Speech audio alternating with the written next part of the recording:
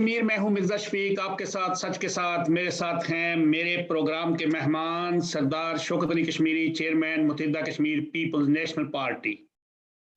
ناظرین السامعین، ہمارا پروگرام پاکستان کے حالات، سیاسی حالات اور اس خطے کے جو سیاسی مناظر ہیں ان پہ بات ہوگی، لیکن ایک بات عرض کرتا چلوں، 1 منٹ سے بھی کم ہے کہ مملکت خدادات پاکستان میں انصاف کا بول بھی بڑا بالا رہتا ہے۔ جب کہیں کسی بڑے بندے کا کوئی مسئلہ ہو تو سزا بھی ایسے، جرمانے بھی ایسے، اور جب میرے جیسے کسی کم تر بندہ، عاجز بندہ، ایک عام بندہ، اس کے پر مسئلہ ہو تو عدالتیں 20 25 سال نہ مجرم پکڑتی ہے پولیس نہ کچھ تھا۔ وزیر اعظم کے ہمشیرہ کے گھر کو ڈکیتی کی بات ہوئی تھی، ڈکیتی ہوئی نہیں، ہو رہی تھی یا ہونے لگی تھی، ان کے بانجے نے 3 بندوں کو نامزد کیا، کل آج عدالت نے 7 سال سزا بھی سنا دی، 45 ہزار پہ جرمانہ بھی کر دیا، بندوں کو جیل بھی بھیج دیا، اللہ جانے کیا ہوا کیا نہ ہوا، لیکن انصاف ہو گیا۔ IMF جو ہے وہ مملکت خدادات میں کہہ رہی ہے کہ آٹا چینی یہ جو چھوٹی موٹی چیزیں غریبوں کو دیتے ہو اس پہ سبسڈی ختم کرو، اور یہ حکومت کہہ رہی ہے تاکہ قیمتیں بڑھانے کا جواز پیدا ہو جائے۔ جو بڑی بات آج میں کہہ رہا ہوں شوکت صاحب سے، اس پہ اصل تبصرہ شوکت صاحب کریں گے۔ امریکی کانگریس نے ایک بل پیش ہوا ہے سر، اس میں 20 سینیٹرز نے یہ بل پیش کیا کہ افغان طالبان کا ساتھ دینے والوں کے خلاف تحقیقات بھی کرو اور ان پہ پابندیاں بھی لگاؤ، 20 سال کا حساب ہونا چاہیے، طالبان حکومت سے تعاون کرنے والوں کو بلیک لسٹ کیا جائے، اور اسی طرح ناظرین وزیرستان میں دہشت گردی ہو رہی ہے، 10 دہشت گرد کل ہلاک کر دیے گئے، سنا یہی ہے، اور طالبان کہتے ہیں کہ ڈرون پروازیں افغانستان میں امریکہ بند کرے، اور امریکی چیف آف آرمی سٹاف نے ایک بڑا ہی زبردست بیان دیا ہے، انہوں نے کہا کہ امریکہ انخلا کے بعد ہماری بڑی ساکھ متاثر ہوئی ہے، اور اب طالبان کے معاملے میں پاکستان کو بھی کچھ بڑے مسائل کا سامنا کرنا پڑے گا۔ چلتے ہیں شوکت صاحب کے پاس۔ السلام علیکم جی۔ جی وعلیکم السلام سر، ایک تو بل پیش ہوا ہے امریکی کانگریس میں جی، 20 سینیٹرز نے اس بل کو پیش کیا ہے، اور انہوں نے کہا ہے کہ افغانستان کے طالبان کا ساتھ دینے والوں کے خلاف تحقیقات بھی کریں اور پابندیاں بھی لگائیں، اور 20 سال کا حساب، ہمارے پتہ نہیں کس سے حساب لیں گے 20 سال کا، اور طالبان حکومت سے تعاون کرنے والوں کو بلیک لسٹ کیا جائے، یہ تو انہوں نے کہا، اور آرمی چیف نے تو بڑھ کے بات کر دی ہے، انہوں نے کہا ہے کہ انخلا کے بعد امریکہ کی جو ساکھ متاثر ہوئی ہے، القاعدہ دوبارہ منظم ہو سکتی ہے، اور اب طالبان کے تعلقات پاکستان کے ساتھ بھی مطلب وہ والے یعنی مشکلات ہوں گی۔ آج کا ہمارا موضوع تو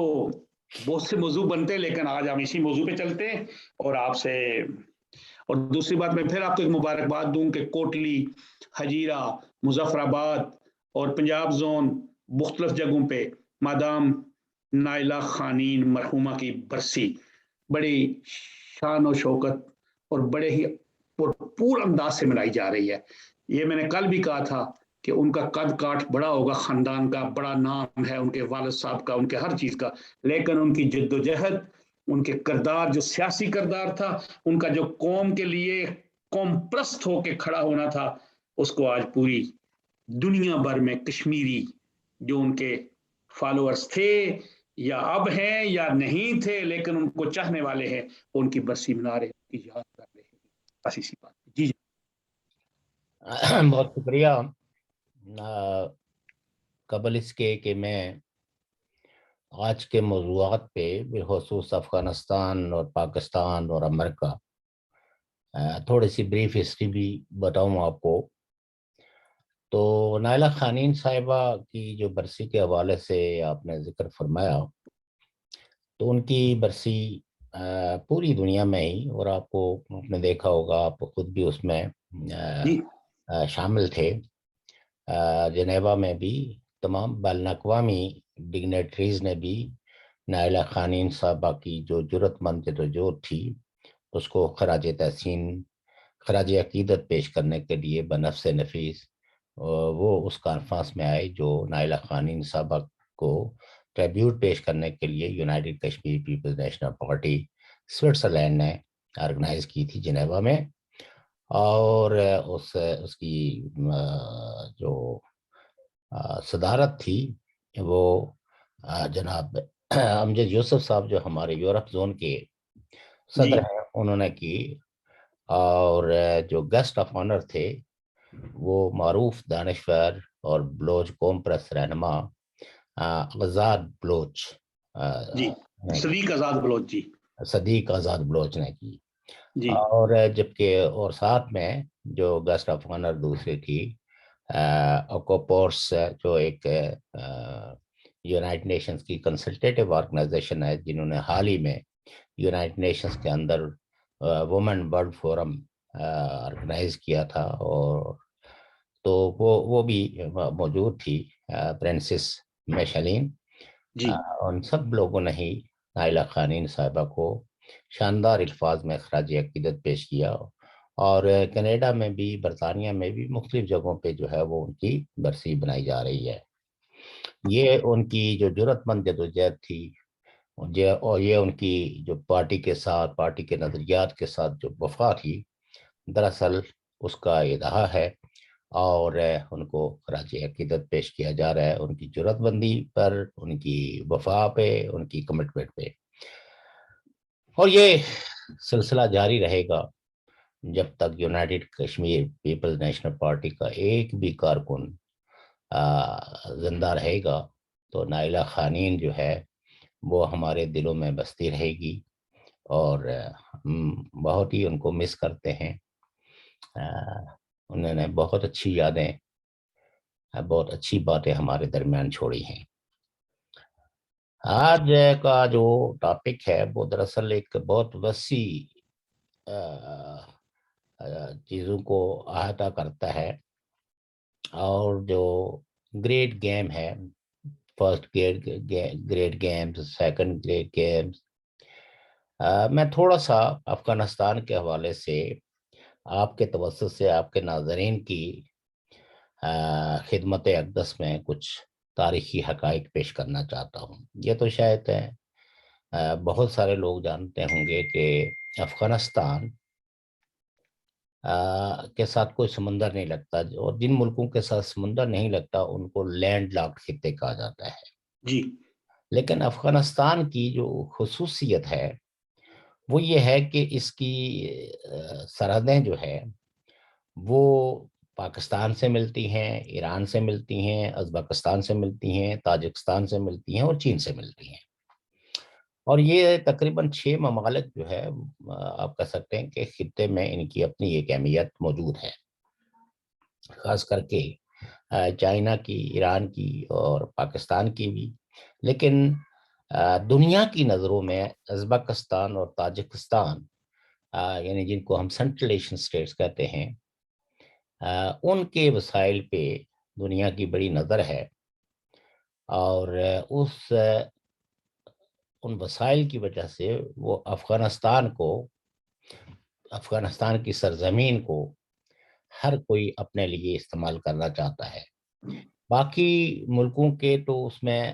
یقیناً افغانستان کی صورتحال میں ان کے معاشی مفادات بھی ہیں، اور گریٹ گیم کے حوالے سے بھی ان کے اسٹریٹجک انٹرسٹ بھی موجود ہیں، لیکن میرے خیال میں جو پاکستان ہے، پاکستان کے مفادات ذرا تھوڑے سے ان سارے ملکوں سے مختلف ہیں۔ جی، آپ کو پتہ ہے کہ تقریباً جو سب سے بڑی سرحد جو ہے وہ جی، پاکستان سے ملتی ہے افغانستان کی، جی، 2600 میں 2700 کلومیٹر ہے یہ تو میں تقریباً مطلب یہ کہ 2670 کلومیٹر، جی، اور یہ ایک طویل سرحد ہے، لیکن یہ اتنی طویل سرحد جو ہے یہ کوئی تاریخی طور پر نہیں ہے۔ اصل میں جو برٹش انڈیا تھا، یعنی برٹش انڈیا جی، جی، جو سرحدیں تھی جی، وہ یہ سمجھتے تھے یہ کچھ علاقے جو ہے وہ انہیں پہ فتح کیے ہوئے ہیں، اور ان فتح کیے ہوئے علاقوں پہ ایک ٹریٹی بھی مارز وجود میں آئی تھی، تقریباً جو ہے وہ 8 اگست 1919 کو افغانستان اور برٹش کے درمیان یعنی برٹش انڈیا کے درمیان ایک ٹریٹی ہوئی، اور یہ علاقے جو افغانستان کے تھے تاریخی طور پر، ان علاقوں کو جو برطانیہ نے اپنے قبضے میں لیا تو یہ معاہدہ کیا افغان گورنمنٹ سے، تاج برطانیہ نے یا برٹش انڈیا نے، کہ یہ علاقے جو ہے وہ آپ کو واپس کیے جائیں گے، یہ ٹریٹی ایکسپائر ہوگی 1993 میں، 1993 میں اس ٹریٹی نے ایکسپائر ہونا تھا۔ اور جو معاہدہ ہے، اس معاہدے کا نام جو تھا، جو برٹش اور افغانستان کے درمیان تھا، یہ ڈیورٹ لائن ٹریٹی تھی، جو ویلڈ تھی 1993 تک۔ 1993 کو یہ ایکسپائر ہوتی تھی، اور الٹیمیٹلی جو تاریخی طور پر افغانستان کا حصہ تھے اور جن پہ برطانیہ نے قبضہ کیا تھا، یہ علاقے واپس افغانستان کو ملنے تھے ڈیورنٹ لائن ٹریٹی کے مطابق، جو 8 اگست 1819 میں ہوئی تھی، 1919 میں، سوری 1919 میں، 93 میں ابھی ختم ہونی ہے ہوئی تھی۔ اور برطانیہ نے اس علاقے کو، جس پہ اس نے زور زبردستی سے قبضہ کر لیا تھا، اس کو ڈیمارک جو کیا اس نے، یعنی ڈیمارکیشن لائن جو مقرر کی ہے، جی جی، یہ 12 نومبر 1893 میں کیا، یعنی یہ قبضے میں چلے گئے تھے برطانیہ کے 1893 میں، اور اس میں یونیلیٹرلی ان علاقوں کو ڈیمارک کر کے تو ڈیورٹ لائن رکھا، اور یہ ڈکلیئرڈ ان علاقوں کو کیا 12 نومبر 1893 میں۔ جی اچھا، ایک یہ بھی ہے کہ افغانستان میں جو یعنی افغانستان کو اگر آپ تاریخی اعتبار سے دیکھیں تو اس کے حکمرانوں نے کبھی بھی یعنی ریلیجس کو ایکسپلائٹ نہیں کیا، ریلیجن کو ایکسپلائٹ نہیں کیا، اور آلموسٹ اس کی کریڈنشلز جو ہے وہ سیکولر رہی ہے۔ ایون جس وقت جو ہے وہ عبد الرحمن کی گورنمنٹ تھی، اور دراصل اور افغانستان کا اور رشیا کا ایک خاص رشتہ رہا ہے ہمیشہ سے ہی۔ اگر آپ 1888 میں جائیں تو ایک معاہدہ ہوا تھا جو بٹوین زار روس اور برطانیہ کے درمیان، جس کو پامیر ٹریٹی کہتے ہیں۔ اس ٹریٹی کے اندر افغانستان کو ایک بفر سٹیٹ ڈکلیئر کیا گیا تھا کہ زار روس افغانستان کی سوورنٹی، افغانستان کے داخلی معاملات میں کوئی مداخلت نہیں کرے گا، اور وائس ورثہ برطانیہ بھی۔ البتہ کوئی ایسی کوشش افغانستان کی سرزمین سے اگر برٹش کے خلاف ہوگی تو اس کو کمبیٹ جو ہے وہ افغانستان نے کرنا ہے، اور اگر زار روس کے خلاف کوئی کوشش ہوگی تو اس کو بھی افغانستان نے کاؤنٹر کرنا ہے۔ تو لہٰذا افغانستان کی جو جیو پولیٹیکل لوکیشن ہے، اس کی جیو پولیٹیکل اسٹریٹجی بہت اہم تھی۔ تو آپ یہ کہہ سکتے ہیں کہ عبد الرحمن کی جو افغان گورنمنٹ تھی، اس نے، چونکہ برطانیہ اصل میں پے در پے مداخلت طے کر رہا تھا، جی، تو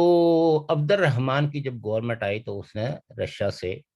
مدد طلب کی اگینسٹ برٹش، اور رشیا نے پہلے تو کہہ سکتے ہیں کہ وہاں جو حکومت تھی، زار روس کی حکومت تھی، تو زارسٹ حکومت جو ہے وہ بھی افغانستان کے ساتھ قریبی تعلقات میں تھی، اور اس کی اخلاقی مدد بھی کرتی تھی اگینسٹ برٹش۔ لیکن جس وقت 1917 میں سوویت ریولوشن آیا، جس کو اپریل रेवोल्यूशन भी कहते हैं, तो उस जो हेडेड बाय लेनिन की क़यादत में एक सोशलिस्ट रेवोल्यूशन आया। जी। तो उस रेवोल्यूशन के आने के बाद आप ये कह सकते हैं कि अफगानिस्तान के और रशिया के ताल्लुकात बहुत कॉर्डियल हो गए। इवन जब किंगशिप थी उस वक्त भी इन ताल्लुकात में ठहराव जो है, या आप कह सकते हैं कि थोड़ा सा इसका जो रुख मुड़ा, वो सरदार दाऊद के दौर में मुड़ा। और सरदार दाऊद ने कोशिश की कि अमेरिकन के साथ ताल्लुकात बहुत खुशगवार बनाए जाएं और उनके मफादात का इस खित्ते के अंदर जो भी है उसका ख्याल रखा जाए। और पाकिस्तान के साथ भी, क्योंकि माजी में पाकिस्तान की और अफगानिस्तान की इन इलाकों पे जो जो ड्यूरेट लाइन के इस तरफ है, उन पे यानी पाकिस्तान की तरफ है, क्योंकि पाकिस्तान ने बाई फॉल्ट, यानी जब पाकिस्तान बना तो जो बरतानी ताजे ताजे हिंद बरतानिया था उसके इलाके तकसीम हुए, तो ये इलाके पाकिस्तान के हिस्से में आ गए बाई डिफॉल्ट, कोई हिस्टोरिकल क्लेम के नतीजे में नहीं आए। यानी ये जो फाटा का जो ऊपर के एरिया जिसको वो पख्तूनख्वास्तान वाले ग्रेड कर, ये वो एरिया है जो 1919 में ब्रिटिश ने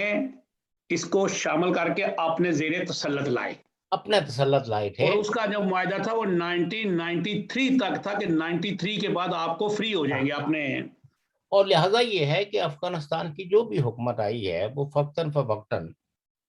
पाकिस्तान को ये याद दिलाती रही है कि ये इलाके तारीखी तौर पर हमारा हिस्सा है, हम एक ही कल्चर के और एक ही सकाफत के लोग हैं, और ये बरतानिया ने जोर ज़बरदस्ती से इन इलाकों पे कब्जा कर दिया था और ये ट्रीटी है और ये इलाके आपने वापस अफगान गवर्नमेंट को हैंड ओवर करने हैं। पाकिस्तान अगरचे इस क्लेम को नहीं मानता था जो अफगानिस्तान की, और इस एतबार से एक आप कह सकते हैं कि एक दबाव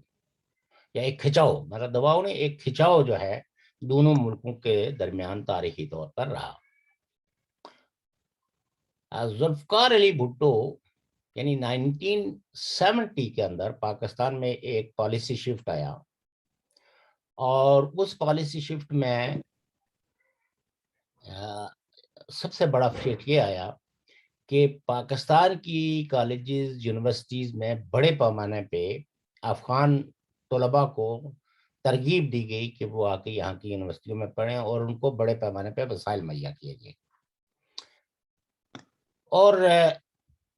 बीच में पाकिस्तान के जो रियासती अदारे हैं, या आप कह सकते हैं कि जो ISI है, उन्होंने उन तालिब इल्मों की माली तौर पर बहुत हेल्प की, और वो निस्बतन बाकी तलबा के बड़े एक खुशहाल ज़िंदगी थी, और उस एतबार से वो उन बचे हुए पैसों से पीछे अपने माँ बाप और बहन भाइयों की भी सपोर्ट करते थे। लेकिन इस तरह आहिस्ता आहिस्ता उनको जो है ना वो ये एहसास, यानी उनको रिलीजियसली मोटिवेट किया गया, और रिलीजियसली मोटिवेट करके तो ये कोशिश की गई कि इन तलबा को अफगानिस्तान की ऐसी पॉलिटिक्स में इंडक्ट किया जाए जिसकी बुनियादें मजहबी हों। और ये जुल्फ़िकार अली भुट्टो साहब के ज़िंदगी तक ये सपोर्ट हासिल होती रही, और जब जुल्फ़िकार अली भुट्टो साहब इस दुनिया में नहीं रहे, जो उनके साथ जो ट्रेजिक उनकी डेथ हुई, लेकिन जो बाद अज़ां मार्शल लॉ लगा तो ज़ियाउल हक ने भी उन पॉलिसियों को कंटिन्यू रखा। और हर ये है कि जिस वक्त दूसरी दफ़ा, ये मैं सिर्फ उस बयानिए की ताहीद के तौर पर मैं कह रहा हूँ कि जब बेनज़ीर भुट्टो साहिबा जो प्राइम मिनिस्टर बनी, और उस वक्त उनके जो सिक्योरिटी एडवाइजर्स थे, यानी जो जो दाखिली, यानी उसको क्या कहते हैं, वजीर दाखिला, जी जनरल बाबर,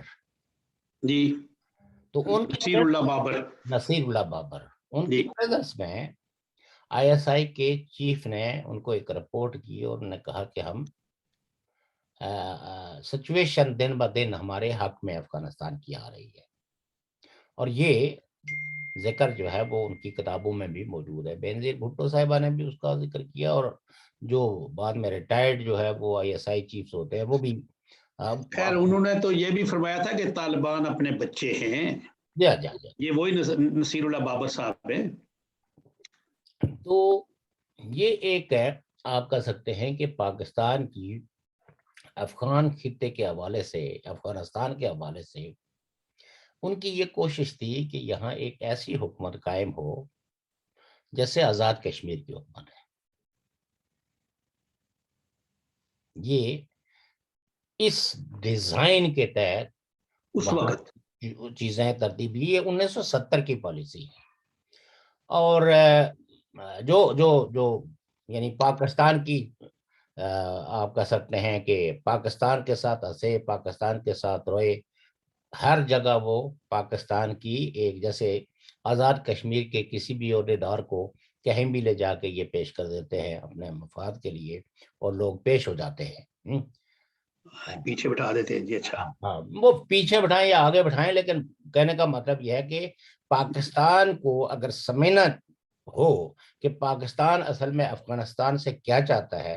تو وہ یہ چاہتا ہے کہ وہاں ایسی حکومت ہو جیسے آزاد کشمیر کی حکومت ہے. یہ تو ممکن نہیں نا. اور سنیے میری جی بات سنیں. جی جی جی جی. مسئلہ یہ ہے کہ انہوں نے اس کے لیے کوشش کی، اور چونکہ آہستہ آہستہ بتدریج سوویت یونین کا اثر سوگ بھی افغانستان کی سوسائٹی پہ بنتا گیا. جیسے ہم پہلے بھی کئی دفعہ یہ کہہ چکے ہیں کہ جو افغان سور ریولوشن تھا، تو اس ریولوشن نے آ کے جو سب سے پہلے جو چیز کی، ایک تو اس نے لینڈ ریفارمز کی، دوسرا جو آرڈیننس اس نے پاس کیا وہ ہے کہ عورتوں کی خرید و فروخت پہ مکمل پابندی لگائی. تیسری چیز یہ تھی کہ خواتین کو فیسیلیٹیٹ کیا یونیورسٹیوں، کالجوں. ویسے تو ظاہر شاہ کے دور میں افغانستان کے تعلیمی اداروں میں خواتین کی سب سے بڑی تعداد جو ہے نا وہ یونیورسٹیوں میں تھی. یعنی انہوں نے بڑی خطے کے اعتبار سے اگر دیکھا جائے تو افغان خواتین نسبتاً زیادہ ان کو آزادیاں تھیں. تو یہ جس وقت وہ ہوا، اور سود کو حرام قرار دے دیا گیا کہ آج کے بعد افغان سوسائٹی میں کوئی سودی کاروبار نہیں ہوگا، سود حرام ہے. یعنی آپ یہ کہہ سکتے ہیں کہ افغانستان ایک نئے فیز میں داخل ہوا، لیکن وہیں سے امریکہ کی دلچسپیاں جو ہے وہ افغانستان کے حوالے سے بھی، چونکہ درمیان میں اسی وار کے درمیان سوویت یونین سوویت وہ اس کا وہ منہدم ہو گیا. کئی ایک سینٹرلیشن سٹیٹس اور دیگر کچھ علاقے یورپ کے اندر بھی جن پہ سوویت اثر سوکھ تھا، یا جو کانسٹیٹیوشنلی سوویت پارٹ تھے، ان سب لوگوں نے اپنی اپنی آزادیوں کا اعلان کر دیا. اور خاص آپ کہہ سکتے ہیں کہ یہ ایک نیا فیز تھا جو سینٹرلیشن سٹیٹ کے وسائل کے حوالے سے مغرب جو ہے بہت زیادہ ہے. وہ اس میں دلچسپی رکھتا تھا کہ یہاں وہ اپنا اثر سوخ قائم کریں. لیکن بیچ میں افغانستان جو ہے وہ چونکہ ایک بڑی رکاوٹ تھی، تو آپ یہ کہہ سکتے ہیں کہ امریکہ نے ISI کی پاکستان کی بھرپور مدد کی، فائنینشلی بھی بھارت بار سے، اور پھر سارے آپ یہ کہہ سکتے ہیں کہ ویسٹرن بلاک کو انکلوڈنگ نیٹو اور جو گلف سٹیٹ، جو مسلم سٹیٹس تھے جو امریکن بلاک میں ہمیشہ رہی ہے، ان سب کو کہا گیا کہ جی افغانستان کے اندر جو ہے وہ سوویت یونین کو نہ صرف شکست دینی ہے، بلکہ وہاں وہ نظام لانا ہے، کیونکہ امریکہ جو ہے وہ اس سوسائٹی کو ویسٹرنائز کرنے کے حق میں تھا، اور ساتھ میں وہ چاہتا تھا کہ جو ہے وہ افغانستان میں نسبتاً ایک امن ہو، تاکہ ان ریسورسز کی یورپین مارکیٹ تک رسائی آسانی ہو سکے. میں آپ کو چھوٹی سی مثال دوں کہ ابھی یعنی جو ہی طالبان کی، اس سے پہلے بھی آپ کہہ سکتے ہیں کہ مجاہدین کی حکومت تھی، ملا ربانی اور دوسرے تیسرے لوگوں کی. لیکن خاص کر کے جس وقت طالبان کی حکومت قائم ہوئی چھیانوے میں، تو سب سے پہلے آسٹریلیا کی ایک کمپنی بریڈاس ہے یا جی جی بریڈاس کہہ سکتے ہیں، وہ پائپ لائن کا منصوبہ لے کے گئی، جی اور امریکہ کو اس پہ اتنا غصہ آیا کہ اس کمپنی کو ہمیشہ کے لیے جو ہے بینڈ لگوا کے یونیکول کے ذریعے جو ہے وہ یہ سارے جو نیشنل جو نیچرل ریسورسز جی کے گرد جو مفادات گھومتے تھے، تو یہ پہنچ گئے۔ جی کہنے کا مطلب یہ ہے کہ امریکہ جو ہے یا برطانیہ یا یورپ کے ممالک وہاں خاص کر کے سنٹرل ایشیا سے اپنا حصہ وصولنے کے لیے وہ اس جنگ میں کودے۔ یہ کوئی اسلامی کسی جذبے سے سرشار ہو کے نہیں، لیکن پاکستان کے ڈیزائن میں نے جیسے بتایا کہ وہاں وہ اپنی ایک پراکسی حکومت رکھنا چاہتے ہیں۔ جو پہلی حکومت بنی تو وہ بھی پاکستان کو اس لیے سوٹ نہیں کرتی تھی کہ اس وقت کے جو رہنما اگرچہ ان میں سے بیشتر جو ہے وہ پاکستان کی یونیورسٹیوں میں پڑھے ہوئے تھے، چاہے وہ مذہبی مدرسے تھے یا سویلین، وہ لیڈرشپ جو ہے وہ پاکستان سے ڈیل کرنے کے یعنی اس سطح پہ ڈیل کرنے کے لیے تیار نہیں تھی،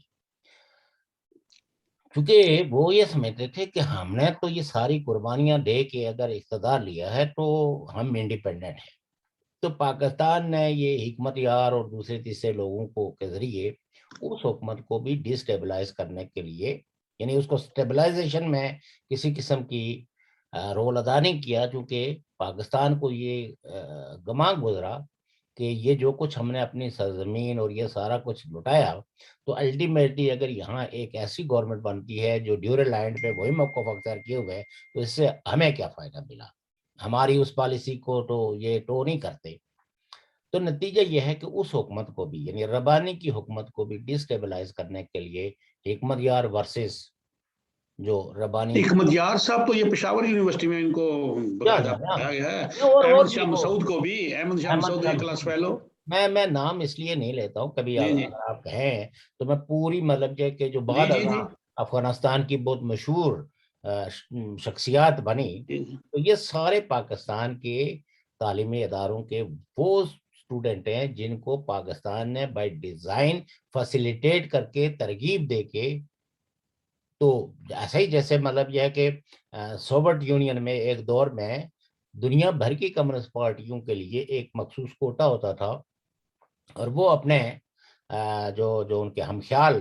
طلباء ہوتے تھے ان جی کو اعلیٰ تعلیم کے لیے جو ہے وہ میڈیکل، انجینئرنگ، ہسٹری، فلسفی ان میں پڑھنے کے لیے سوویت یونین کی یونیورسٹیوں میں ان کو داخلے دیے جاتے تھے۔ بالکل پاکستان نے وہی سوویت یعنی پالیسی کو فالو کرتے ہوئے یہاں سے لوگوں کو لے آئے، بڑے پیمانے پہ، کوئی چھوٹے پیمانے پہ نہیں۔ حالانکہ اگر تجزیہ کیا جائے تو اس وقت افغانستان کی جو یونیورسٹیاں تھیں وہ پاکستان کی یونیورسٹیوں کی نسبت زیادہ ترقی یافتہ تھی، لیکن کئی ایک علاقے تھے اس کے بڑے ریموٹ بھی تھے، اور ان کے لیے یہ بڑی اٹریکٹیو وہ تھی کہ جناب سرکار خرچہ اٹھائے، اور وہاں پہ بھی مفت تعلیم تھی نا اس وقت، عزیر شاہ صاحب کے دور تک ان کے دور میں بھی مفت تعلیم تھی، مفت تعلیم تھی۔ لیکن مفت تعلیم جو ہے وہ یونیورسٹی تک پہنچنے کے لیے، کیونکہ افغان معاشرے کے اندر وسائل کی وہ بہتات نہیں تھی کہ ہر آدمی جو ہے وہ تعلیم کے اس دروازے پہ پہنچ سکے۔ جی جی یہ بات جو تھے وہ دیکھیں، یہ طبقاتی معاشروں کے اندر ایک سیکشن جو ہے وہ ہمیشہ ڈپرائیوڈ رہتا ہے، اور جب کبھی بھی کوئی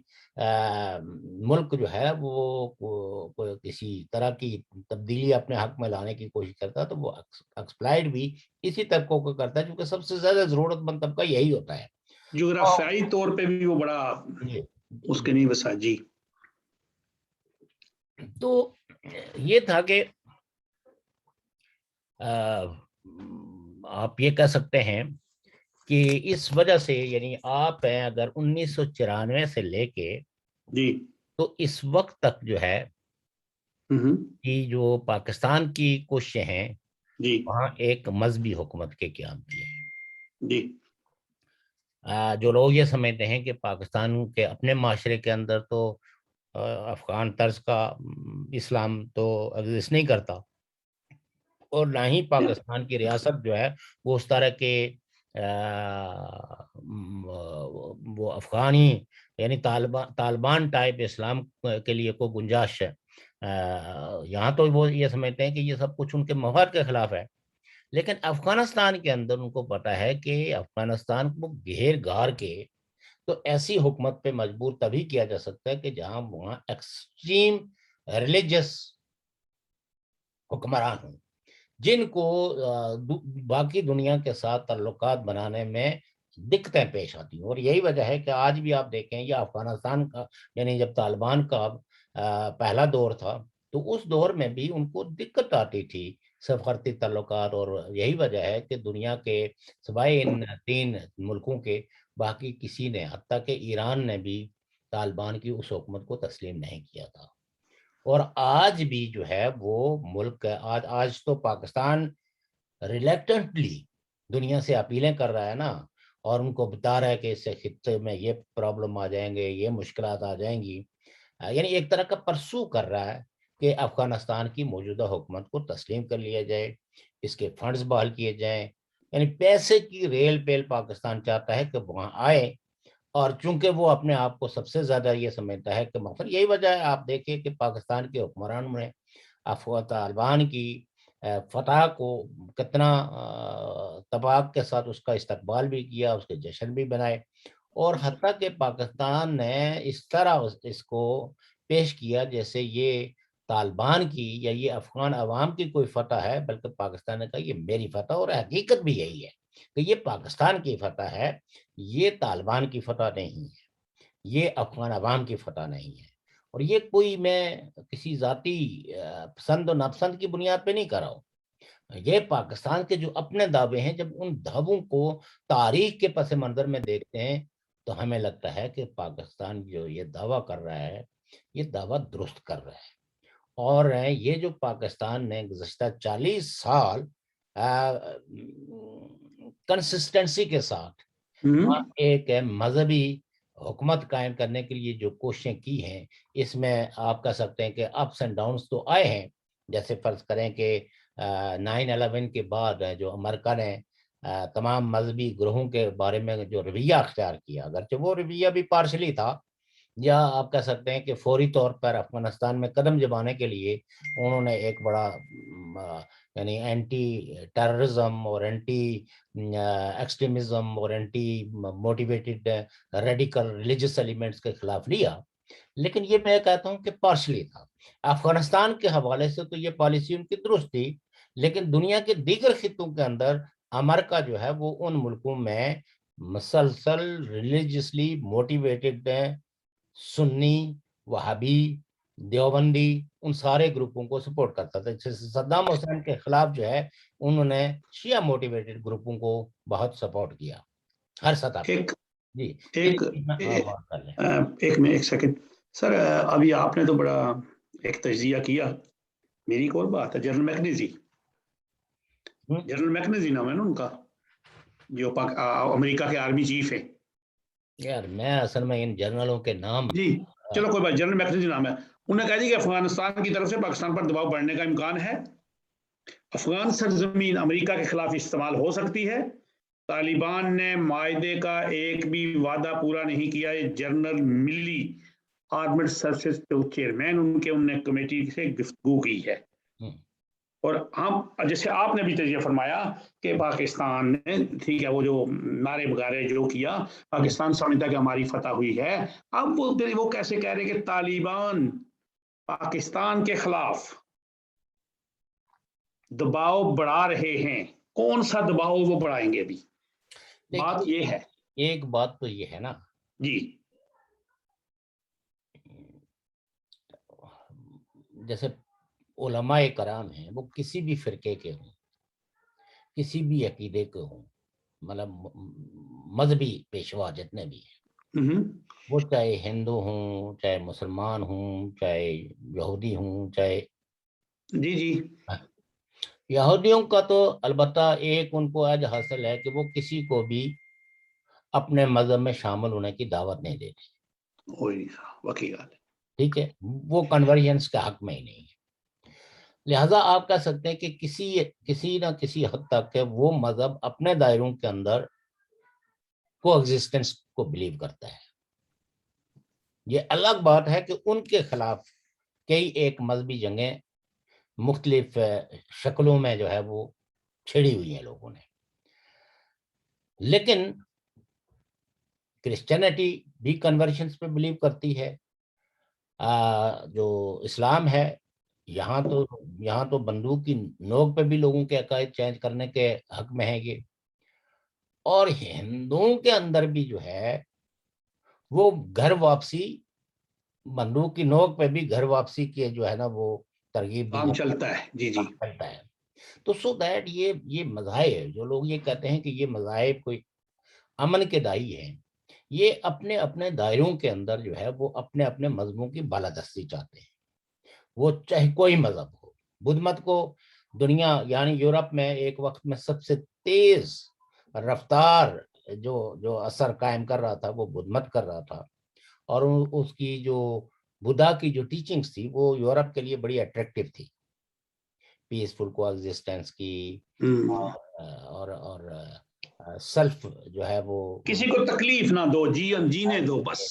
اور جینے کا مفہوم سمجھو، زندگی کا مفہوم سمجھو. یہ بڑی اٹریکٹیو جی ایجوکیشن، جی اور کوئی تسلط قائم کرنے کی جو ہے نا کوشش نہ کی جائے. لیکن دنیا نے دیکھا کہ جن جن جگہوں پہ بدھ مت ذرا امپاور تھا تو دوسرے مذاہب کے لوگوں کے ساتھ رہنگا کی دی بیسٹ ایگزامپل ہے. میں یہ نہیں کہتا ہوں، شاید ان کی بھی اپنی غلطیاں ہوں، لیکن جو کچھ ان کے ساتھ ہوا وہ ان کی غلطیوں کی یہ سزا نہیں دی. اگر کوئی غلطی ہے بھی، مجھے تو نہیں اتنا in depth I don't know,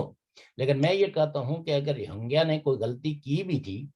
تو ان کی عورتوں کو، ان کے بچوں کو، ان کے بوڑھوں کو، جو بدھ مت کے ماننے والوں نے جو سزا دی ہے وہ سزا درست نہیں تھی، وہ رویہ بھی درست نہیں تھا. اور بدھ مت کے ماننے والوں نے بھی وہی کچھ کیا جو دوسرے مذاہب کے ماننے والے کرتے ہیں. لہذا اگر ہم پرافٹ کی تعلیمات کو پیس کی تبلیغ کے ساتھ یا پیس کے مشن کے ساتھ جوڑتے ہیں تو کئی ایک وقت ایک عہد تھا کہ بدھ مت کی ٹیچنگ کو بھی، لیکن سارے ہی یعنی پرافٹ کو حضرت محمد صلی اللہ علیہ وسلم کو ماننے والوں نے بھی پرافٹ کی ٹیچنگ سے بٹرے کیا، اور بدھ مت کے ماننے والوں نے بھی کیا. اور بھی جتنے بھی جو لوگ ہیں وہ آج کوئی یہ نہیں کہہ سکتا کہ سب سے سچا کھرا اپنے پیغمبر کی تعلیمات کے عین مطابق ان کے عقیدے کے مطابق میں اس دنیا میں جو ہے وہ رہ رہا ہوں، بلکہ سب نے پاور گین کے لیے مذاہب کو بطور ٹول تو استعمال کیا، لیکن مذہب کی وہ تعلیم، وہ ترغیب، جیسے اسلام کی وہ ترغیب اور تعلیم کہ آپ اپنے پڑوسی کے گھر بھی اپنے گھر سے پکا ہوا سالن بھیج دیں تاکہ اس میں کسی قسم کی کوئی انفیریٹی کمپلیکس پیدا نہ ہو، کوئی اس میں کوئی ایسا خیال نہ آئے کہ میں غریب ہوں اور میرے پڑوسی کے گھر پہ کھانا، یعنی اس کا تجسس بھی کم کرنا، اور اس پہلے مانسی کے ساتھ اس کے وہ بھیجنا کہ تاکہ اگر اس کے گھر میں کچھ نہیں پکا ہے تو اس کی ہیلپ بھی کر لینا. آج وہ چیز نہیں ہے، انڈیویجولز میں آج بھی ہے. میں یہ نہیں کہتا ہوں کہ سوسائٹی سے یہ ساری اچھی تعلیمات جو ہے نا وہ غائب ہو گئی ہیں.